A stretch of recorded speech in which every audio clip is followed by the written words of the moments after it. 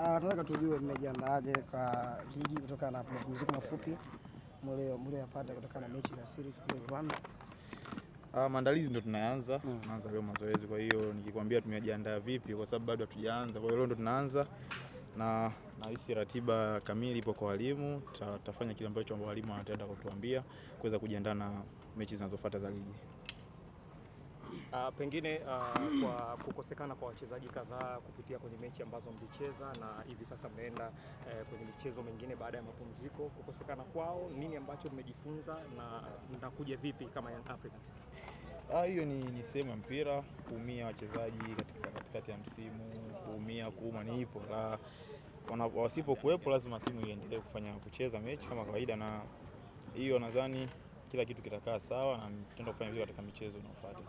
Kuna kitu ambacho mashabiki wengi wanakuwa wakijui. Hivi pale timu ambapo kama Young Africans Giant ina suluhu michezo mitatu mfululizo, nini wachezaji mnakuwa mnaongea hasa kwenye mkishamaliza mchezo? Kusuluhu, kushinda, kufungwa ni sehemu ya mpira. Kwa hiyo ni mazoea tu katika timu zetu hizi ambazo kila siku wanapenda kuona timu zinashinda, lakini kwa Yanga sijaiona hiyo complain, kwa sababu mashabiki wa Yanga ni mashabiki wa mpira na wanajua kwamba tutasimama na tutafanya vizuri. Yes, lakini mmoja wa wachezaji ambao wanatarajiwa kukosekana kwa michezo mitatu ni Djigui Diarra ambaye anacheza kwenye eneo lenu. Obvious kukosekana kwake kuna maanisha wewe na Hussein Masalanga ndio mtakuwa mna nafasi ya kucheza kwenye mechi hizo. Sawa. Ukiwa kama mchezaji ambaye haupati nafasi mara kwa mara kwenye mechi za Premier League, unadhani hii ndio nafasi pekee wewe kuonyesha uwezo wako? Sidhani kama swali lako linaniliu sana, kwa sababu mpaka nimekuja hapa na maana uwezo wangu unajulikana. Yes. Na sio kwa mara ya kwanza kwamba sijawahi kucheza, nishacheza. Kwa hiyo haina hofu katika hilo. Hamna shida. Haina hofu. Kitu gani mashabiki wategemea kwa Msheri kutokana na ukimya muda mrefu sana kupata mechi moja, sio kila wakati kama ilivyozoea kwa mabugi pengine kama Djigui Diarra? Nadhani sio kwa Msheri peke yake, kwa kila mchezaji ambaye kasajiliwa Yanga ana haki ya kuitumikia Yanga na kufanya vizuri na kuipambania timu kuweza kutimiza malengo. Kwa hiyo hata mimi kwangu ipo hivyo, kwa mchezaji mwingine tena, kila mtu anatamani kuwa katika mafanikio ya timu. Turudi kwenye lifestyle ya kawaida ya maisha ya Msheri. Wewe ni mtu wa namna gani ukiwa nje ya kiwanja? Sina tofauti sana na uwanjani, sana jezi tu, lakini ni mtu ambaye nipo hivyo, nimetulia tu kawaida kama ninavyoonekana.